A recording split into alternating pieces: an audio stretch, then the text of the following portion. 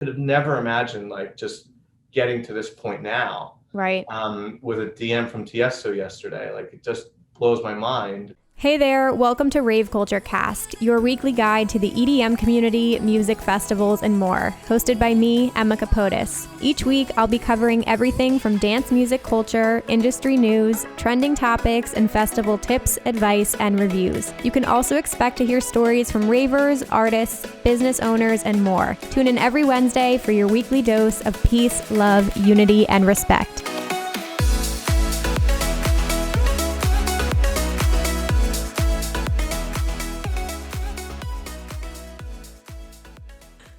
Hey guys, welcome back to Rave Culture Cast, your weekly guide to the EDM community, music festivals, and more. I'm your host, Emma Capotis. Welcome, fam. Happy Wednesday. You guys, I'm super excited because I'm pre-recording a couple episodes because I'm going on a motherfucking vacation. Not a festival vacation, an actual beach vacation, and I'm so pumped about it. So if you're watching on YouTube and you're like, Emma, you're in the same hair, makeup, and outfit as last week, I apologize, but it is what it is. We got to keep the content coming. So how are you guys? I hope you're all doing well. Sending you lots of love and hugs wherever you guys are. Like I said, I'm taking some time off, much needed time off. I get to spend time with my family, go to the beach. We always go to Hilton Head Island in South Carolina like every other year. And I'm getting a tan, getting caught up on some reading, just like taking a break and relaxing. And I can't wait for a freaking pina colada. Oh my God, I can taste it now. So that is what I am up to. But I'm super excited to be here, you guys. I have a really fun episode. I'm super excited to share this guest story with you today. But before we dive into that, super quick announcements here. I just wanted to mention this because I've talked about this on just like my Instagram page and things like that, but some of you might know that I created a course called How to Build a Highly Engaged Social Media Audience.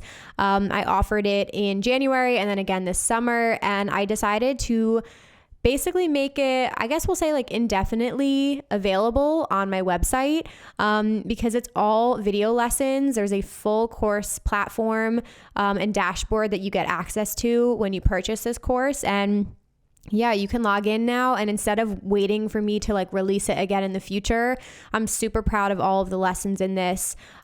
This is for you if you guys are an aspiring creator and you want to learn everything you need to know about like growing your platforms and your engagement. So whether you're on YouTube, Instagram, TikTok, Facebook, I cover all of that, and I go through everything from, how to do your research and really come up with content ideas, how to brainstorm, put together a content strategy.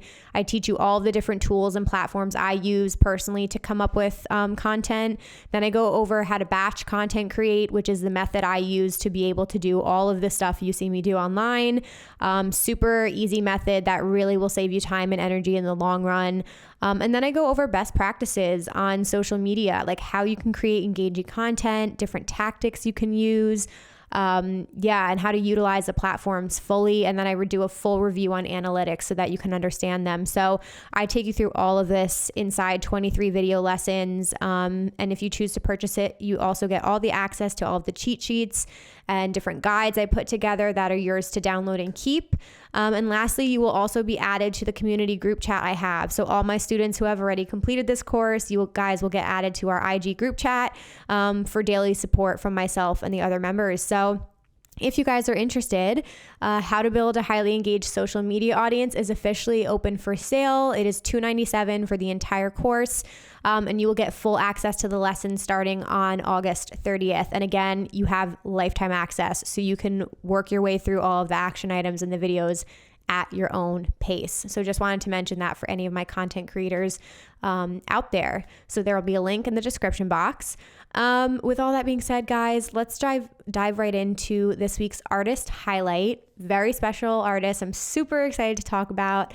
I got to chat about my girl, Giobbi. I've talked about her a lot on this podcast and on my YouTube channel, but she is such an incredible, I won't even say, I guess she's still rising, but she's absolutely popping off this year. She's on every single lineup, getting booked like crazy, and for good reason, because she's making incredible house music. She's known for piano house, or it's a little bit more like uplifting, a little bit more disco kind of vibes, but she is just a soulful, musician, point blank period. She plays piano live. Really incredible. She brings so much energy. Like, she is just like a beam of light when you see her perform. I love her songs, Carry Us, Move Your Body, Emancipation. Her Ball and Chain remix is incredible. So many more. She's got a lot of good remixes. Definitely check her out. She's going to be playing a very small show coming up in Brooklyn. I will be there. It's Friday, September 10th at Quantum in Brooklyn. LP owns a company called Femme House, which does a lot of things, but she basically works with female creators and producers. So she teaches them, not exactly just her, but she offers courses that teach you production. She also has a radio show on Diplo's Revolution called Femme House. So this show at Quantum is an all-female lineup, which is incredible. It's all her Femme House artists. So we fucking love that, and we stan her. So definitely go check out LP Giobbi. She is my artist highlight of the week. And with all that being said, you guys, I want to introduce you to Connor Hamilton, otherwise known as at Cable Video, Kable Video. This kind of like came about very quickly. So just a quick little background. Connor, how did we get introduced? I was online. I think he reached out to me online. Yes, he found me online and he was like, we're in a lot of same circles. He lives in New Jersey, and he shoots insane footage of artists and event brands. And then I finally met him at the Elro show this summer. He was shooting that. He creates the most crazy videos. He uses a 360-degree camera. Go check out his page. It's insane. We're going to show you a lot of examples today as well. So yeah, we met in person. I was like, this is such a cool guy. He has such an interesting perspective. Haven't really covered anything like this too much. So I thought you guys would really enjoy hearing like from a videographer. And yeah, his story is crazy. So I'm going to just let him tell you all about himself. And like I said, if you guys watch on YouTube, we will include a lot of clips from his actual work. So highly recommend watching it this week since it will be very visual. But give him a follow at Cable Video. And please join me in welcoming Connor Hamilton to the podcast. All right, you guys, welcome back. Today I'm joined by Connor Hamilton, a videographer that captures insane footage and content for some top tier artists and event brands that you definitely recognize in the dance music scene. So today we're going to chat a little bit about his journey and how he goes about capturing this incredible footage. And he's got a lot of exciting things that have happened recently that we're going to address as well. But yeah, welcome to the podcast, Connor. Thank you, Emma. Thank you.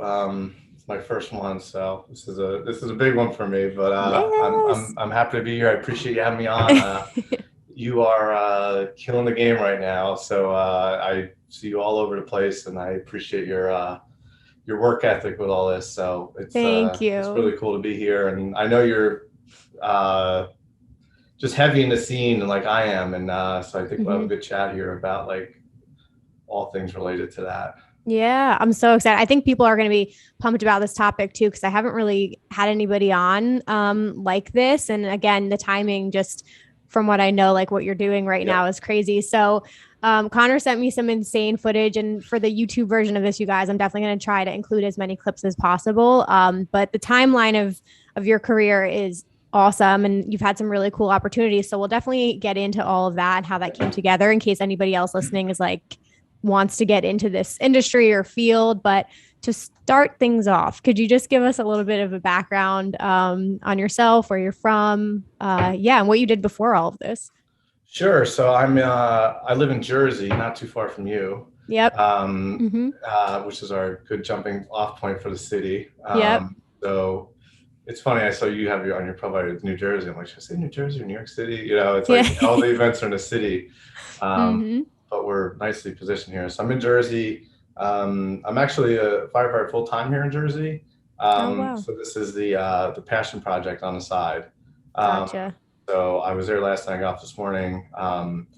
And this is just something that I was always doing video stuff on trips and stuff with GoPros and that. And then once I kind of got into going to shows, that's when I was like seeing other after movie and recaps, and I was like, man, they really do that cool, and just sort of slowly started getting into that. And that's basically when started bringing GoPros to shows, like sneaking them in and like just grabbing shots and stuff of like like this has to be captured. And I think for somebody like me, when you have that sort of mind, you're like, I gotta capture this, like there's something about that. And then that's obviously where this doesn't feel like so much like work to me. It's just something that needs to be documented. And there's I think a lot of people are like, oh, you're never gonna watch that video from that show, but I would, Yes. Yeah. like some people Same. don't. Yeah, so I'm like, no, I'm gonna go back and. Does that ever happen to you on an airplane? I'm like, I have nothing else to do when you don't have Wi-Fi. I just literally sit there and watch That's like back the my perfect place videos. for it. Yeah. Well, Yeah, now yeah. what's really cool too is like all the memories on iPhones. Also, it's like, damn, it's like, oh, it's like Cascade show or something. So Yeah, that yeah. is crazy. So a passion project. So when did that start? Like when did you start filming just on your own? So when I was looking up stuff for this, it looks like May 2018, Okay. right around there. That was Shane 54, who I've been a big fan of for a while. He had a podcast on Twitter. He posted some video, a bunch of dogs, and he had a song called Dark and Long, which is Dark Train from Train Spotting, the movie, and he did a remix of it. It's really good. And it goes Dark Train in the song, and he posts this video with dogs, and they're in a train, and I put the video in, and I put text that said Dark Train, so you have to see it. But I said we're inserting that here. Yeah, perfect. So it was sent over to him. He loved it. He mentioned it on his podcast, and I was like, oh, that's so cool. It was just a goofy little silly video, and he loved it. And then a week later, he just was happened to be coming to New York City, and I was like, well, now I have some contact. And what I did with this was the beginning of it, but I would make these like pitch videos, kind of in this room, camera set up like this, and I'd say, hey, my name's Connor Hamilton. For the first one, I really love the music. I love the scene. I've never made a video for a show. I got the camera, I got everything. I'd love to do it. And threw in some other goofy stuff, that catered to him. And he was totally receptive to it. And he, now I had that established thing from the silly video and he was like, absolutely. And got to meet him, film the show. He came to my house here. We hung out all weekend, and he is still one of my best buddies to this day. Even crazy. After 3 years, I talk to him all the time, 2 times a week, and he's been really good to me. And that began it, just the dipping in of like opening up to the first show, like how you crack through, and that's about as basic as it come to for anybody else. As a example, like, right, you guys want content, but they can't always afford somebody or something. It's not a paying thing. It's just like, hey, I want to do it, and they need content. You see so many DJs now posting iPhone videos and stuff. It works, but it's not the same as, even if you weren't that great at it, if you were new, if you had that, you provide value to them in that sense. So that was sort of the beginnings of it. That's crazy. Yeah. I love this because it's like, it just speaks to putting yourself out there. Like, you're not waiting for things to come. And like, even there is something to say about like grinding and like doing the work and everything, but there's also something about like taking a risk and actually putting yourself out there and trying for it. Cause what's the worst somebody could say no? At that time, did you just learn like video editing on your own? Like, what were you editing in? Because I'm so curious about them. We'll get into a little bit of like the technical and equipment today as well, because I'm just curious. I was watching YouTube tutorials for ages in here, and as weeks and months of my life would go by, I'm like, I really was drawn to this stuff. And so I'd be watching tutorials here and there and whatnot, and I was like, I thought I never would gain traction with it. But at some point I had felt I'd watched enough after movies and stuff to be like, I have the camera, I can overshoot it. I can shoot the entire show if I want. I can quick record. Right. I can go back and I can find enough to make 30 seconds, which was what the after movie ended up being. And that's ultimately what happened, so that was sort of the progression of that. I was just amateur, all hobbyists, and I still feel that way. And that's what's so crazy about being here. Like, these guys with Night Mode that I work with are very professional, very technical, almost like filmmaker stuff. Some of the people I talk to in these shows, these after movies for festivals are insane. I mean, you've seen them. These are filmmakers. Yeah. And So I've gone a different route, and I've fallen in here into more of what I would call like, um, I'm maybe more for like the fun festival content, and not so much of the film type side, like cool shots and that, but like Right. not that highly technical side. These guys are pros at that. So I'm more of this YouTube generation that came about of watching it and practicing and trying my own, and just fell into it that way. So Wow. Yeah, and you yeah. can it's a different style, but it's still you create such incredible stuff and it's just a different way of looking at it. But to your point, it is like getting incredible content for these artists or event brands who need the help. So Yeah. how did you evolve from that opportunity? And were you after that, were you like specifically, I want to just do dance music industry? I was always like that. And what I think now is how lucky I am that I didn't end up with music I don't like Right. in the electronic world, which is funny because I was curious, like, I don't know if you speak publicly about music you don't like because you're in the scene, so you probably can't. But like for me, I've been pretty lucky where I haven't ended up at shows in general that are not like the, oh my God, Your cup of tea. Yep. Yeah, yeah, because they're out there. They're out there. Right. But yeah, once I did that, that got me, I hung out with Shane for the weekend. I was like, this is the coolest thing ever. I mean, this is like, I love this guy and he's at my house, just like that. And he was cool as shit. And it was just an awesome time. And I met promoters that were promoting his show from there, and like, yeah, we're doing an Alley and Field boat party last week, or next week. So then they were like, I was like, can I film it? They're like, yeah, sure. And then I was like, so motivated. I was like, oh my God, I gotta get cameras and everything. And then that's when I went out and bought a 360 camera, my first show, which is now what I'm known for. So it was this real drive in me that I was taking it super seriously. I was taking it as if I was going to EDC. And when I look back on it, it was kind of like, it was a little naive of me in a sense, because it's like, it's not easy. These boat parties happen all the time or whatever and whatever. But if you think that way, you're not maxing out your potential. And I was like, this is huge for me. Like, I thought it was the coolest thing in the world. And then I did an after movie for that. And then sure enough, Allie and Phil posted it. And I'm like, these guys have like 200 something thousand followers, Facebook. And then you start to realize like, these guys need content. Like, so here it was another free one or whatever. I just wanted to tag or something. But you start to realize that these guys are doing a boat party in New York, to do another one the next night, do another one. They can't always afford an after movie or whatever it is. A little recap or something. And if you don't half-ass or something, it has value to them. Right. And that's what happened then. And then it just kept going from there. That is crazy. So that was kind of the movement on it. And that's in 2018 at that point still? Was that because that was, so May 2018 was when I was Shane, and then that was summer boat parties in the city. Wow. Okay. And that started moving. And then I think later, from there was a Juna Deep at the Mirage, and that was the big changing point for me. Huge label, by the way, like not just a tiny label, and Juna Deep, massive fan base. And what's really cool is these are the guys I love, I listen to, Juna Beats, Juna Deep, Above and Beyond. Like, I love those guys. I listen to them all the time now.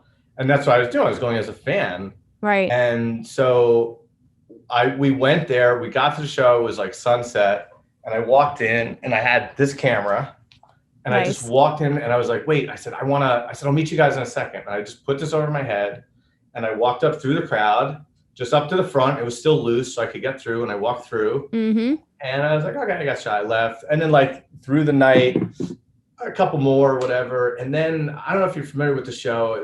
It's like a famous Mirage show. That was when it was pouring rain for Yotto. Oh, geez. If you've ever heard of the show, it was fantastic. It was the best thing of all time. It was pouring rain, kind of like last night, if you were around for that, like insane. And part of the show was videoed, and then it cut off because they had tarps over him and you couldn't see him. It was too much. And occasionally he would peek out and everyone would scream. Your shoes were filled with water, you'd empty it out. And it was the best time ever. And it was such a cool, and this is all in the one night. It was really cool. And that camera happens to be waterproof. And I'm just holding it up over my head. And years later, that came apart about where they were trying to get clips from the show because they had lost their own footage. I was like, just so you guys know, I have 360 footage, dead center of the crowd. Oh my God. Pouring rain. And so Juno Beats eventually got that later as well. Wow. So that was a pretty iconic show. So that's getting ahead of it. But what happened was that was one of my early experiences with 360 camera. I had sent it over to Shane. I was like, check this out. Like, it's pretty cool. Like the trippy tiny planet effect. And I was like, it wasn't good enough for what I had envisioned or whatever. But I sent it to Shane. Shane goes and he forwards it over to James Grant, who runs a Juno Deep and manages Above and Beyond. And James Grant wrote back and he's like, does he have more? I'm like, do I have more? I'm like, yeah, I have more. I'm like, I was about to throw it in the trash. I filmed the whole thing. Yeah. I'm like, this is crazy. So now I'm like going through and like, I have one of this. And then out of that, I got to post Ellie Fur releasing a new song. They posted it on a Juno Deep's Instagram. James Grant posted one for him and Jody Wisnoff posted one. So now I'm like, I'm getting posts now. Now Shane has posted one, Ellie and Fila, a Juno Deep from an event. And I was like, this is crazy. And that was a big catalyst because at that point, I did go to Burning Man Film Gable and Dresden. We got some great shots there. That was just as a fan. And that's when I got to meet Dave and them. And Dave has been a loyal confidant since those days. Yeah. But ultimately, what the Shane's email to Juno Deep and James Grant did was we were going to Hong Kong for ABGT in Hong Kong. And as a fan. And so I emailed James Grant. I was like, hey, I'm going as a fan. I was just holding a camera in my hand. Right. If I bring my equipment, I can do better. And he's like, if you give me a media pass. And he's like, okay, sure. And now I'm like, what? Like, this is insane. So now I'm going to major festival, Above and Beyond, all the major artists like Andrew Bayer, Elon. Yeah. And I'm like, this is insane. This is so cool. I have a media pass. This is something I've dreamed of for these shows. He's like, Thursday, there's a boat party. There's a boat party Thursday, show up there. So I think it's a fan boat party. It turns out it is the private Juno Deep warm-up party. We get to some junk boat in Hong Kong Harbor. Oh my God. Hopefully you have the videos for us. Yeah, we have to show it. Yeah. And I'm like, me and Shane went and I'm like, what? I'm like, where? I'm like, are you kidding? There was like 30 people on the boat. It was Above and Beyond, Elon, Spencer Brown, like John O. Pablo, like it was, and then like maybe girlfriends, their management, wives, that's photo it. guys, and I was like, I'm on a boat in Hong Kong right now with Above and Beyond. I'm like, this is insane. I was blown away, and then I had the rest of the weekend there, so I don't want to ramble on about it, but that was a major point of like, I'm just like, give me the pad. And then I show up to this boat party like in Hong Kong and it was insane. So that was Did they expect any deliverables out of you? Like, how does that work? Or do they just say, here's a media pass, we know what you do, like we'll expect you to They've always been good with me, and you would have thought better on earlier. But again, it was free. It was very much whatever. So now the deliverables discussed so everybody's on the same page and timing and whatnot. But then, and actually never with the Juno Beats has there been any communication with us. I think just initially I went there and I was just so gung ho about it, cranked it out. After that, I bought a new computer. I was like, it needs to be quicker because 360 destroys your computer. Like, so, I can't even imagine. I was just like, so all that was, so I was just pumping out as much as I could because I loved it and it worked for them. They had one for every artist or two, one for the event and all the different things. They had the boat party. So they've been really good with that and tagging me all the time, which is a great thing because that always doesn't happen. They were meticulous about that. And that's super helpful. Led me to a million other opportunities from people that saw my work. Wow. And just to be clear, because about the 360 camera at that time, because now I'm like, my wheels are turning because I've seen Electric Zoo post videos like that with those really cool shots. Yeah. So at the time, was it also the perspective of that camera that was like so incredible for the artist? Like, had they never really seen stuff like that? Yeah, it was new and different. And that's certainly the reason we're talking today. Like, it's not the traditional route. Right. And that was what it was. And I sent some videos to you in Hong Kong. I filmed Push the Button. For me, it was a huge moment. When I watch the video now, it's very static. It's not moving. I love moving in shots all the time. Keep your attention and that. Yeah. It's a very static shot, but it was like, look at this camera, you know, it's new, it's cool, it's whatever. Yep. And it was like, well, that's different. So different always stands out in this Mm-hmm. world. And it worked, you know. And then the later stuff, which I've sent, is just way, way better. Like, Right. there's no contest. And you look back and I'm like, the big thing with those things is like, what if I shot and they didn't like it enough? Mm-hmm. And it just missed the bar. And I was like, Right. that's good, but we're going to go with the traditional guys. I might have been out. Mm-hmm. Like, my opportunity might not have come back. So I don't know what they thought about it at the time, but like, it wasn't the best. I mean, maybe it was at the time and it was different. But I mean, they posted it, so whatever. But those things always were over my head. Like, if I don't make the cut, like a football team or something, I might be out. I don't know. Like, they might just say, let's stop playing games with this thing here and wasting our time, you know? But it was the exact opposite. They were super and to your point, that kind of like led into other opportunities from there. I mean, people have heard enough about it. We obviously know we had, you know, a panini, which wiped out the world for like a year. I can't say the word, so I don't get in trouble. But yeah. So like, obviously you go through something like that, which you probably had whatever 2 years of momentum building with all of this. But yeah, catch us up to speed now. Like, what are some of the other big shows that you've shot? Because I know you've done a lot with Above and Beyond since then. So just been itching to get back at it over quarantine. Like, what do I do here? You know, and just trying to do new things. And there wasn't much to do. Maybe pull up old videos and do the best I could. And that's where I really should have had like a social media blitz, I guess, and do TikTok. I'm just finally getting on that and all that. Mm-hmm.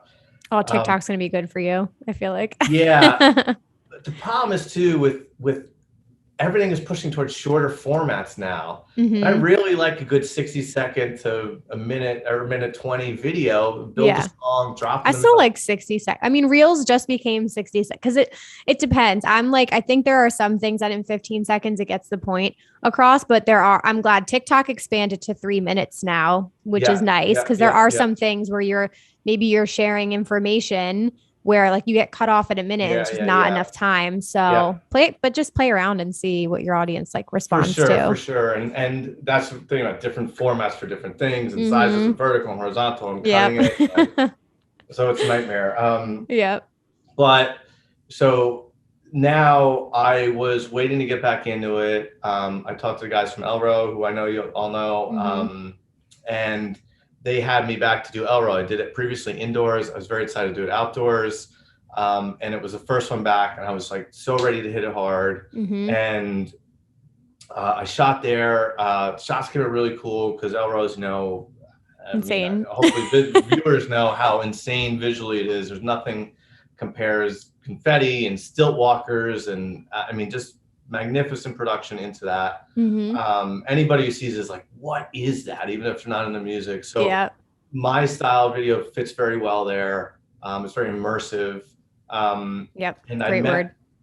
So I met the guys from Night Mode Video there who doesn't do the Mirage stuff, and they brought me on for Gareth Emery the next week. So 1 week later. So this is only the past 3 weeks. So shot Gareth, who I love. I have a history with him, making these silly videos I did for Shane with him, and was able to knock it out of the park. Got some really the best shots I've ever gotten. And then that led me to reaching out to somebody who I had reached out before, a big artist, Tiesto. My buddy Matt Matucci in Canada, Tiesto posted a 360 video a while ago and seemed to like it. And he just commented in the post and say, check out my buddy Cable Video. And then bam, I have a follow from Tiesto. I'm like, oh my God. I'm like, what a guy, what a move, you know? Yeah, seriously. So that is incredible. I was like mega huge. So I was like, all right, I follow. Okay, how do I do that? All right, calm down, you know? I'm like, all right, well, you have to message him because now you're not going into the hidden folder. You have a chance. So I sent him my best video, which was Izu, Above and Beyond at the time. And I was like, this is what I do. I'd love to work with you when things come back. And he's like, yeah, man. He was like very enthusiastic. He was like, hi, Con, I love your videos. Maybe when things get back together, we can get together on something. You know, that was in like May, April of 2020. So here I am like, for everything. And I did these shows this past week. So in the past 3 weeks here, things started picking up, started shooting again. The new content was the best I've ever shot. And I reached out to and I'm like, let me send him the new stuff. Mm-hmm. I reached out to him a couple of weeks about Creamfields, and I was like, hey, can we do Creamfields? And it says red, and no answer. I'm like, Oh no. Yeah. and I'm like, what do I do? I'm like, am I done here forever again? Like, you have these constant, like, Yep. and like the next thing will be an unfollow, Right. like, Gary V followed me at some point. I was like, this is the best thing up. ever. And one day he unfollowed me, and I'm like, I can never get over it. I'm like, yeah, roller coaster of emotions. Yeah. I'm like, what did I do to you? That's so crazy. I was afraid of the same with him. And Tiesto sent him the stuff. I said, this is the latest stuff I've been shooting. And he wrote back to me yesterday, and he said, I said, let me know if you want to do this at EDC Las Vegas. And he said, we must, with an exclamation point. Let's crush this. Here's my manager's info. Holy shit. Yeah. And I was just like, that is going to be unreal. Yeah. And it's just the beginning too. Like, it's just the momentum is building. You've shot some incredible stuff the past few weeks. So that's going to be such a special show. Oh my God. Yeah. Wow. So my first EDC with one of the biggest artists, like, so how things have gone in 3 weeks here is just next level, and I'm just feeling the momentum, and just keeping at it now. It's kind of hard to lose focus when you're at this point, Right. So I have some logistical questions for you too, just because I actually saw you in action at Elro, which was really cool. Yes, you're running around, plus talk about how crowded it is. Like, you're trying to get through the crowd, which I imagine it's not like an easy job. Like you said, it's work, but you're enjoying it so much, and you get to be in this experience. So like, what does your night actually look like at either these Mirage shows, or, you've done the Gorge and stuff like that? Yeah. Like, what is the whole experience like for you? Yeah. So I think a good example of it is the Above and Beyond guys are great. I can run around, do what I want. For the most part, if it's A and B, it's a little bit more controlled, hit it, quit it, out. Gareth Emery, have a good relationship with them, and they were huge on the last videos. So they give you a little freedom. DJ Snake, who I shot a week ago or however it's been now, much more controlled. It's like a whole team. He's walking out like Conor McGregor. He's got his own video guy that travels with him. I mean, he's got 8.1 million Instagram followers. He is mega huge. And so their tour managers is communicating with the Mirage, be like, this is what we want, this is what we want, this is the box we want this guy in. Yeah. And it starts off with like, yeah, you can do a little, and then I start running around, and they're like, why don't you keep it here? And then they're like, you know what, actually, why don't you keep it back there? And then I find myself like, I'm in the bathrooms like helping pick up garbage with guys. I'll just bring a drone next time. I'm like, this is just great. This is great. That's amazing. So it's all challenges though. I mean, you figure out a way around it. And then from that, I ended up in the crowd, and then he's like, open the middle up, and a big mosh pit broke out around me. So like a lot of times things do turn out one way or another. That shot was best in the crowd, and it worked out that way. But with bigger artists that you're not familiar with, that happens more. The more familiar, and that's why connections and relationships in this industry, with the security or tour managers and all that, stage people, I get near the pyro a little too much. They like to keep me away from it. I'm trying to be like, no, I know I'm not going to go too close. It's all a balancing act to that. And I try not to push their buttons. I just want to be on the same page as like, I want to go here. If the line is here, can I go here? Yeah, exactly. And I promise I won't go past it, and there's a trust element to all that and whatnot. So that's how it varies with the different artists from what I've experienced.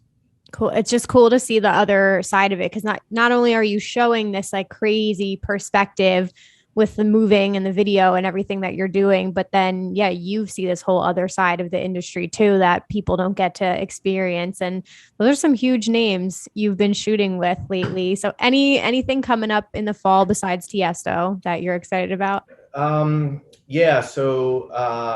Izu picked me up, so I'll be doing Izu. Nice. EDC we mentioned. Dream State in Cali looks amazing in the lineup. I love that one. All Juna Beats guys. And then keeping options open. Now it's a matter of like hammering out emails to artists and see who wants to work. The portfolio is better and people are interested before, so even more so now. What I want to do too is a lot more of like fun festival stuff, like I talked before. Shuffler Elena Cruz, New York City based. So for Izu, I haven't reached out to her yet. It's on my list. I want to reach out to her and do some like collaboration work with at the festival. So like Right. something where she's shuffling through the crowd and I'm following her with the camera, these big shots that come up and down as she breaks through, going through the Oh, she would Izu love things. that. Yeah. Yeah. So like a little bit more planned out, fun type of stuff instead of DJ crowd, back and forth, which still looks good, but that stuff's fun if you can now add a moving subject to the shots and that. So, Yeah. And telling a story in that way. Plus, I mean, Elena's huge as well. Like it's not just the artist. You have these really, really big huge. profiles. Yeah. In the space as well. More people know her than probably some artists. Like she's got like 600,000 followers. It's crazy when you see like, what the amount of followers like somebody like her has, and then like Thing Above and Beyond is less than her, Yeah. It's and insane. Just the certain like the social media value of certain things and that. So I mean, she's a big one, and just more great visual content, drop the 6 song over it, and like what a cool video at a festival, like easy, like running through the lawn, Yeah. So, oh, that's going to be amazing. Is there anything, I know you've said you gotten your best footage in like the last few weeks, but any experiences that like really stand out to you? Cause you've seen a lot of production now at this point, you've been to a lot of shows. So anything that like really blew you away? Yeah, I mean, we talked about Elro, how cool that is, and if anybody hasn't seen it, they should look it up and check it out. I still haven't posted my videos from it, but the 2 other ones, Burning Man is insane. That is very different than all the things you're talking about. No money, no VIP areas, and what that does to the experience of everybody being the same and feeling a part of it is really, really cool. Biking around everywhere. There's no buying of a drink. There's no T-shirts for sale. There's no Coke, extra large Cokes for sale. It's just like, it's a really cool experience. Igloo Fest in Montreal was really cool. That was like sub-zero temperatures in Montreal. Like the DJ like camera screen was freezing up, and I was like, what do I do here? So you had to keep it like in your pocket and pulled out just to record, get the shot, put it back. Wow. Everybody in coats, which is why I'm like, why can't we do this at the Mirage? Yeah. We have problems here. So they have the fire coming out of the pillars. Like we got this. Yeah, we're totally fine. So I'm like, I've seen it there. Like, why can't we totally make this work? Yep. Oh man. But those are some standouts. I mean, the group therapy events are really cool. All the different spots they did at Prague, I loved, and Hong Kong. So it's cool to rotate that around. But what about you? I mean, what one stand out for you in particular? Oh, that's a good question. Well, on the ABGT kind of note, I saw they announced their group therapy weekender for next year, and I've always wanted to go to the Gorge. I forgot that one. So I'm like, I really wanted to do Tomorrowland next year, but now there's a part of me that's like, this would be probably a little very different experiences, obviously, but I don't know. There's part of me that's like, maybe we should do the Gorge next year. So we'll see about that. Yeah, that was another jumping off point for my videos where they changed style, and that was really the venue was insane. And if you haven't been to Gorge, a lot of people say Red Rocks is better. I'm like, yeah, Gorge is. Have you been or? No, I haven't been to either. Yeah, oh man, the Gorge is like, Red Rocks is more enclosed, and the Gorge is like open, endless. You have these rock walls at Red Rocks, but the Gorge just stretches forever. And when you first see it, you're like. So filming there was really cool to be able to get it such an iconic venue. But that was another one I forgot that is super, super cool in terms of like just natural beauty. Yeah. On a drop a stage on the side of a national park. It's not, but it's like. No, it looks insane. I don't know. I mean, what immediately comes to mind is obviously like any Eric Prydz show I've ever been to, because his production is just top notch. I did the Hollow show in 2019, but he did an Adam Bayer back-to-back Cerez D show at the Navy Yard in Brooklyn, which was probably the biggest like single venue I've ever been to, because it's literally a shipyard, and the amount of people there that it just went back for so long, and it was like these underground like warehouse vibes. It was like incredible. So anything he does, I'm just like blown away. But I have to agree with you. I'm biased with Above and Beyond too. Like they just create something special every time they do a show. I miss the drops with Eric Prydz. I really do. Right. Yeah, true. If we could get a few more drops in there. Yeah. Fair enough. He's in The visual sometimes. though, yeah. I mean, I want to check him out again for the visual side of it. The hollow ones I missed. No, he's amazing. Yeah. But I'm gonna have to ask you some questions off the line too about the Elro Sure. show being indoors. Because if anybody's in the area, Elro is coming back to New Yeah. York, but they're going to be indoors at Avant Gardener December 11th. 10 out of 10. Do not miss that show. Yeah, absolutely. But yeah, I mean, last few questions here. I guess, what do you enjoy most about shooting in the dance music industry? It's so fun, you know, because it's where you kind of want to be when you're buying the tickets and everything. And then you're there and you have the access and the people. So there's this wonderful feedback where you're shooting it and it's awesome that you're there and you're meeting the artist. But then you get home and you edit and you post it, and there's all these people that are so friendly, so supportive of what you're doing, you know, and that's across the board. And even today I posted that I was coming on the podcast with you, and people are like, oh, I love her, you know. That's so cool. And yeah, you don't even see that. I see that, but I haven't sent over, you know, but I know you get it directly too. Like, I've gotten it, and it's just such a wonderful like feedback loop of like, now you're recording what people love, you post it, and then they love what you're doing, and it's just this constant thing. So that's a really cool element of it, and it's a place I really like to, I really feel comfortable with, where I like being at, you know. Yeah, no, it is. I mean, you're creating an experience for people who don't get to go there. And again, like the perspective of your videos and how you're capturing. I love the tagline you have in your Instagram, makes so much sense. Like seeing artists like you've never seen them before. It's super accurate. So it's really cool, guys. Like, please go check out all of your stuff. And last up, any tips or advice for somebody who wants to do this? Because I know you've had a lot of growth just in the last few years. Yeah. When I started, everybody was like, you get paid, you get paid, you get paid, you get paid. And that went on for a while. And it's like, what's nice about me, like I said, this isn't my full-time thing. It's a passion thing, is that I wasn't loving it to death, like without any of that. And I was like, it'll come someday. And these things come and go. Artists have budgets, they don't have budgets, and maybe they do, maybe they don't. So even now, like, you might not get what you're expecting or something, but if you love it, then you can promote your name with that. So the route I took was like, it's specifically with video, but I think this can work across the board. Like, even for a fire department, I tell you, a firefighter, like, I volunteered, and now I have a resume builder to say I have certification, I have EMT, I have this, and then you use that to get it somewhere else. Right. You need to find those things to be able to get to the next level. You can't just, people often, they're like, oh, I'll email TS, I'm like, can I do a video for you? I mean, is that going to work? We don't think it's going to work. Start with smaller artists, build a portfolio, do it for free. And similar to like I did, like, just say, hey, I'm big fan, you're smaller. These guys want content, and crush it when you do it. And you can use that video to go to the next guy, go to the next guy. And then like things all of a sudden that you never would realize open up. And I think there's an old Steve Jobs quote about like, you can't see how the dots connect looking forward, only backwards. I mean, you've seen, and we've talked about a little how it worked for me. You could have never imagined like just getting to this point now. Right.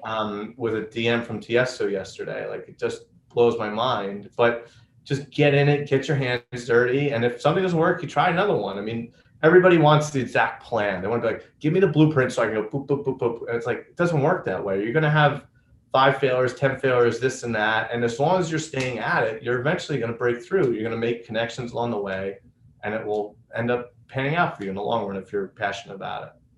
Could not agree with you more. I'm like, we're clipping that right there. That was right. So true. And I believe in timing too. And kind of like with the momentum, like you said, you have something else going on, you have a job besides doing this, but you kind of like have that feeling, you know, you're supposed to be doing this, you're creating this incredible content, and you're riding that wave. And I feel like when you're in alignment with what you're supposed to be doing, like these things just come to you, and it's crazy. You never know what tomorrow's going to bring, right? Right. You had no idea you were going to get that message. So you're just out here doing your thing and going crazy. And you said this earlier, and I appreciate this too.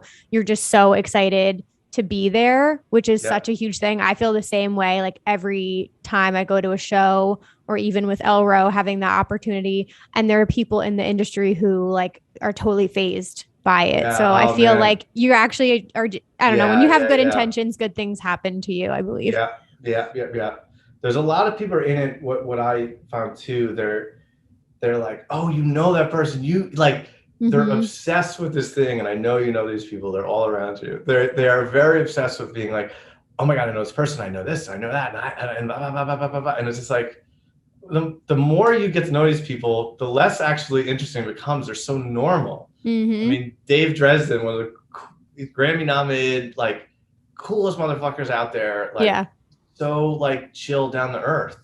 And if you actually hung out with him, you'd be like, this is ridiculous. Be like, oh my God, did you know Dave did? I'm like, I don't care what the fuck Dave did. Like, I don't know what the thing is here. Like, maybe yesterday, like, oh, it's crazy. I ran into him somewhere. He's a huge, but these are normal people. And the more you talk to them, they're like, they just like creating stuff at a computer or whatever, and a place like this. And they're as cool as can be, you know, and they're really like, once you break through it, you're like, these are great people, like the same music as us, which makes the EDM scene very accessible.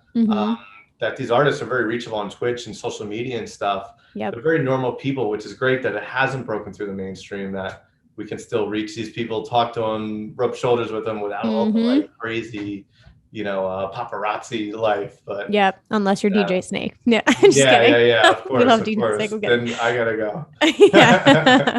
Oh my God, this was so awesome. Thank you so much for coming on today. And like I said, we'll include a bunch of clips because this is a visual podcast for sure. So we'll include everything, and plug where everybody can find you and connect with you online too. Yeah, so it's Cable Video with a K, Kable.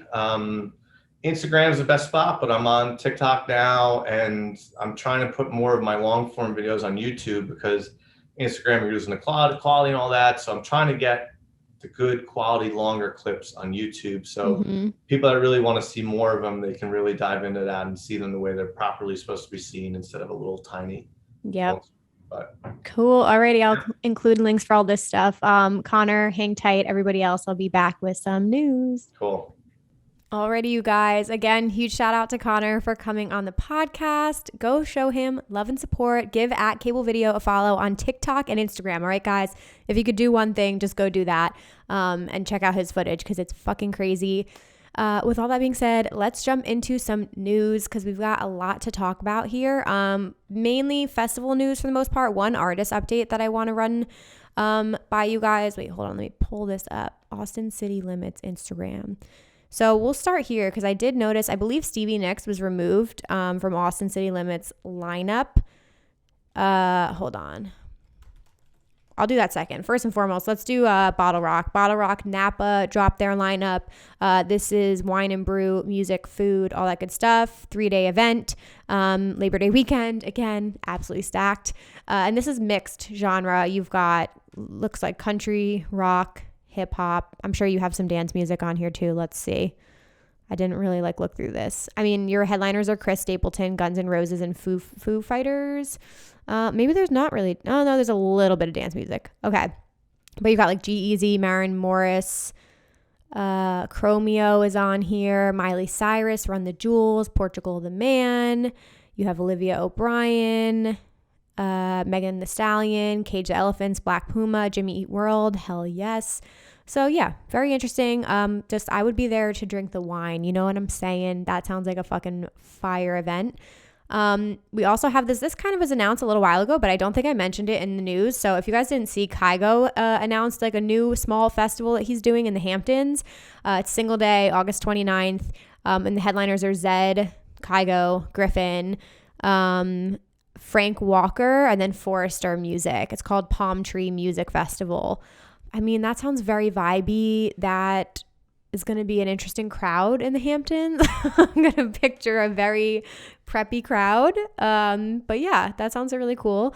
Hamptons are far from me. That's probably a 2-hour drive, if not a little bit more, but very summery. Sounds like very much Kygo. And Griffin's going to be there. So that's awesome. Dance Festopia fans, you guys have your map, which is really exciting. Probably by the time this comes out, you have more than that. But you can check that out on their Instagram page if you want to see the full layout of the stages and all of that and the campgrounds.